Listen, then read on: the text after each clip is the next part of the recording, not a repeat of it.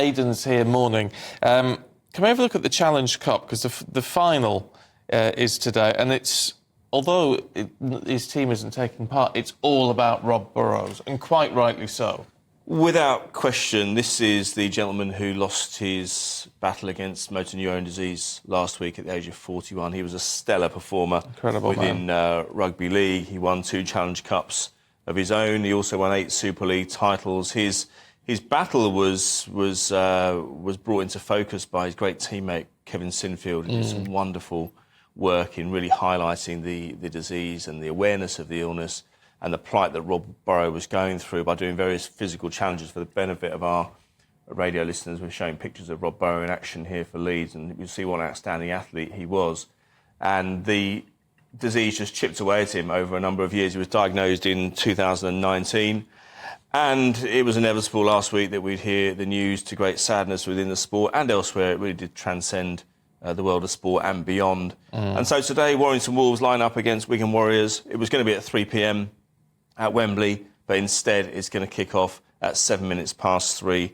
That's in memory of the fact that Rob Burrow wore the number 7 for Leeds Rhinos as well. The women's team at Leeds Rhinos are in action earlier on in the day against St Helens. There's going to be a minute's silence before both matches.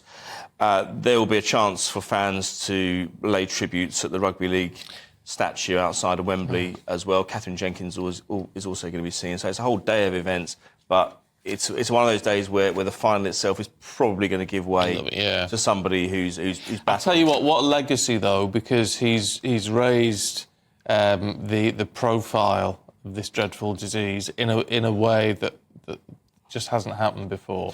Without question, without question. And Kevin Sinfield actually said, I mean, for everything he has achieved in rugby league himself, I covered lots of his games back in the past, and he said now it became his life's work to promote Rob's plight, to promote his great teammates' illness, and he did so well. And we've seen shots.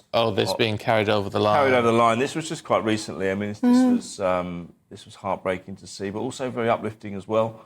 And it's just when you see what he was to what he became in a very short few years. I know, and we saw those pictures a few moments ago, didn't we? What a fantastic athlete he was, because he was actually one of the smallest players in the sport. Was he? And yet he was able to slalom through players. And he was solid. I mean, look at him. Absolutely, yeah, absolutely. And they said that when he was younger, he probably wasn't going to be able to play. They said, look, he's a real talent, but he's not really big enough. He defied the odds, and he almost defied the odds as well in fighting that illness. He kept the fight going for 5 years with the aid of his loved ones around him, and of course Kevin Sinfield, who's... But sometimes you can't measure a life in years. You have to measure it by the impact. And contribution. He made a huge impact. Absolutely, yeah. And a great final, hopefully, in store as well. Yeah, let's hope so. Wigan Warriors, 3:07.